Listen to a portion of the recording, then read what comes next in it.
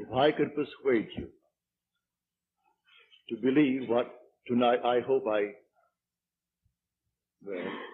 will try to, your entire world would change.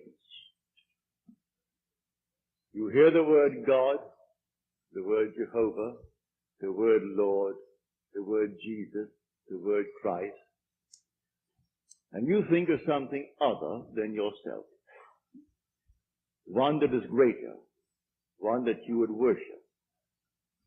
Tonight it is my purpose to show you that God and the I of man are one. When you say I am, that is the God of Scripture. Confined as you are, you think, how could it be? God created the universe and sustains it. And here I am, like a little worm, 70 in 10 years, and then I vanish. But now let us turn to Scripture. We turn now to the 16th chapter of Matthew. And the question is asked of the disciples, the followers, those who have heard him. And he said to them, who do men say that the Son of Man is? And they reply, well, some say John the Baptist, come again. Others, Elijah.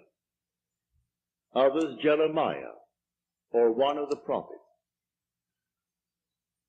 And then he said to them, but who do you say that I am? And the spokesman called Peter answered and said, thou art the Christ, the Son of the living God. And he said to him, blessed art thou, Simon Bar-Jonah, for flesh and blood could not have told you this, but my Father who is in heaven. So here he equates the Son of Man with the eye of man, not the organ that sees or through which you see, but your sense of awareness, that I amness, when you are aware of being, your consciousness, your human imagination. So he equates the two, the Son of Man spoken of in the Old Testament and brought forward into the New, is nothing more than the I of man. And he calls it the Christ, and defines Christ as the Son of God. Now we find Christ being defined in the New Testament as the power of God and the wisdom of God. So the I of man is the power of God and the wisdom of God. If man does not know it, well, then he will not exercise that power. He will not exercise that wisdom. So tonight I am trying to persuade you that when you say I, before you say anything, that is the power and the wisdom of God. You can't separate the power of God and the wisdom of God from God. So you will say in the end, I and my Father are one, for he is called the Son of God. Now we are called upon to test this, if it be true. Can we test it? I hope you'll put it to the test. When I tell you that your own wonderful I amness is God, though prior to that you believe that you are little something, moving across the earth for a few years, 70 years, and then you will vanish, in the hope of some restoration, but a hope, no assurance. But now I'm going to tell you that you really are God. Your own wonderful consciousness, your human imagination, that is the God of Scripture. And there is no other God. Imprisoned as you are in these bodies of flesh, you did it for a purpose. Now let us see what it tells us about this Son of Man that is now equated with the I of man. No one has ever ascended into heaven but he who descended from heaven, the Son of Man. You'll read that in the 3rd chapter, the 13th verse of John. So here we find you are a pre-existent being. No one can ascend into heaven but he who descended from heaven, the Son of Man. Your ascension in the next verse, the 14th verse, is showing you how you ascend. As Moses lifted up the serpent in the wilderness, so must the Son of Man be lifted up. That's all imagery, and yet it is true. You descended into generation in a world of death, where everything begins, it waxes, it wanes, and then it disappears. But there's something in you, clothed in this garment, that does die. That is pre-existent. And its home is heaven, which is harmony. You gave it up completely. You aren't pretending that you're a man. You descended into man. You became man. With all the weaknesses, all the limitations, all the restrictions of man, to experience this world of death and decay. There will come a moment in time that you will ascend from this restriction, taking with you the experience that is yours because of this restriction. And you will ascend in the same manner that Moses lifted up the serpent in the wilderness. That was an adumbration. That was a foreshadowing. You will rise from the base of your spine, up your spine into your own skull, for heaven is within you. And you will rise like a fiery serpent, without any loss of identity. The form you wear, I hesitate to describe it. I will tell you that your face is human, your hands are human, your voice is human, but do not ask me to describe the body that you wear. It's infinite power, infinite wisdom, and yet it is a form. You are that fiery being that descended, not because of anything that was wrong when you descended. The fall is not because of any mistake on our part.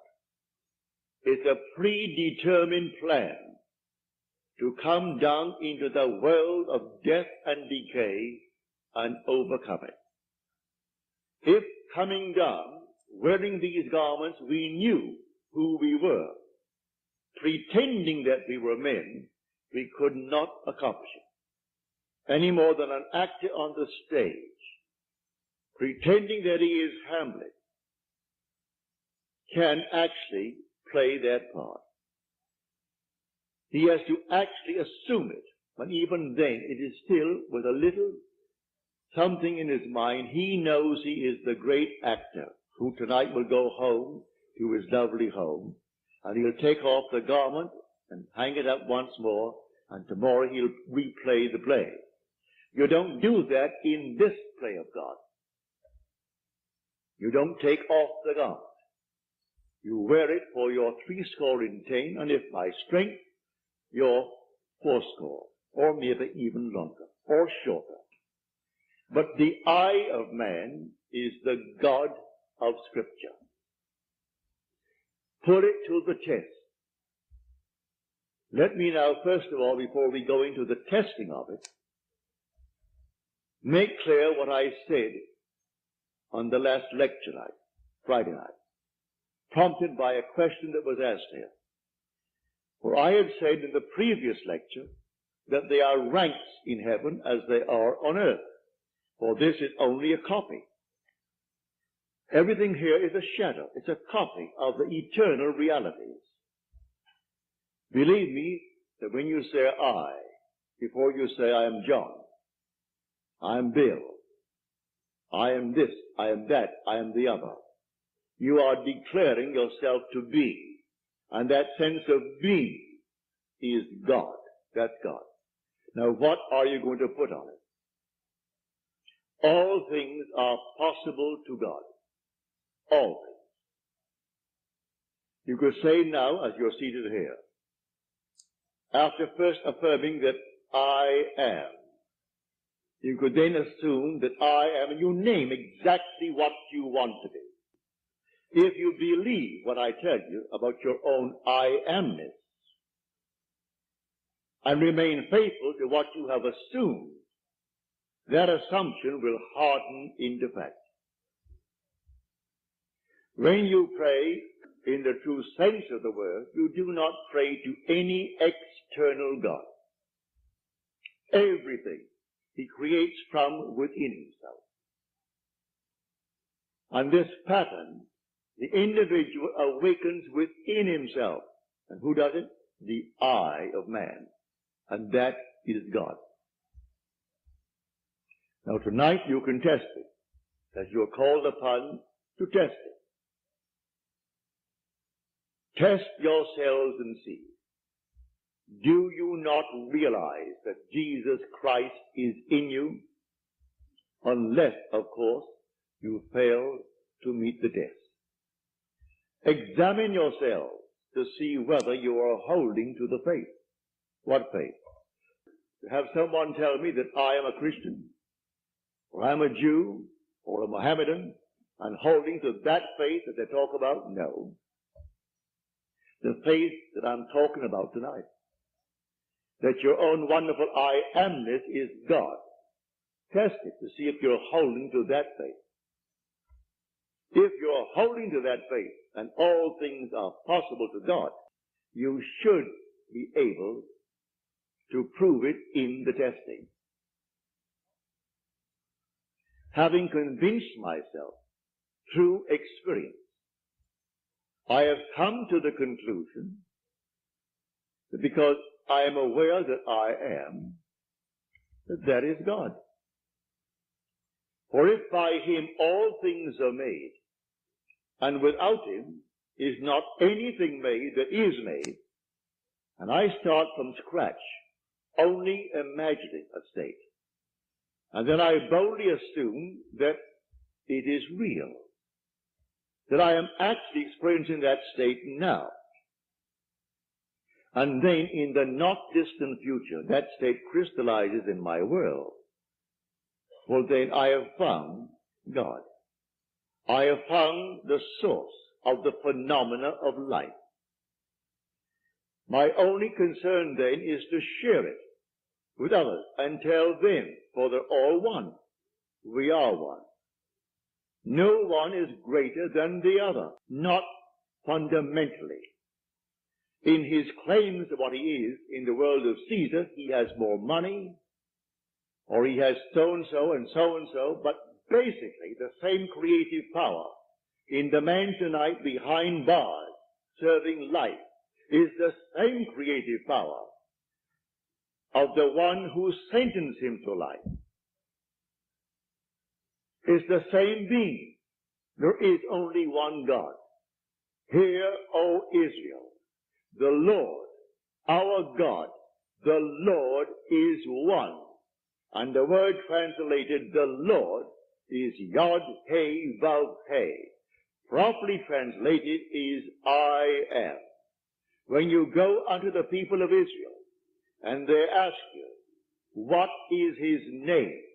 And you claim that the God of Abraham, and the God of Jacob, and the God of Isaac sent you. You say unto them, I am has sent me. That's my name forever. And by this name I shall be known throughout all generations. But man finds it difficult keeping the tense. And so he speaks of thou art, or he is. And he never actually comes down to the fundamental and knows that I am. I am the cause of the phenomena of my life, good, bad, or indifferent. I have to live with it and change my assumptions if I would change the world in which I live. But now, can I help a seeming other? I say you are myself pushed out. Can I help another? Yes, because there's only one. If your request of me comes within the framework of the golden rule, something that I would like done to me, then I can willingly help you. If you ask of me that which does not come within the frame of the golden rule, do not ask it of me. I grant you complete freedom to go elsewhere and go to anyone who will tell you they can do it in spite of what he said. Go ahead. But if anyone asks of me any request, all that I do is this. It's so simple. We are told in Scripture, whatever we ask of him, knowing that he hears it, it shall be done for us. If we know he hears it. Well, can you imagine you seated here on the surface of your being, a rational being, knowing something that the depth of your own being that encompasses you doesn't know? So you know, and you think, well, he doesn't know. Well, read that in the story of Ezekiel. You'll read it in the 38th chapter. And these are the elders of Israel that went into the dark room. And they are carving on the walls all gruesome things. And they said within themselves, the Lord does not see us. And the Lord is speaking to his prophet Ezekiel. And he said, the elders of Israel say that I do not see them. And watch what they're doing. Making all these abominable things within the great cavern. They will all reap them. Because I see everything that the elders of Israel see. But they think because it's dark and it's a cavern, no one knows what he's doing. That God doesn't know it. I've said time and again, there is no fiction in this world. When you pray, go within and close the door of the senses. Deny all that seems so obvious. And your Father who is within will reward you openly. But commune with self, for you and the Father are one. So you commune with self. And what does he tell you? Exactly what was asked of you. He heard it, and he has all the ways and means that you on the surface of your being know not of. He will do it. You can ask anything of one if it comes within the framework of his code of ethics. Don't ask anyone who knows how to pray something that does not come within his golden rule. Do unto others as you would have them do unto you. Just as simple as that. And most of the requests would come within that rule. And so you simply hear it. And then you drop it completely. And in the depths of your own being, you're still hearing it. And the Father knows all means, all ways. And so he singles out the best way to externalize it.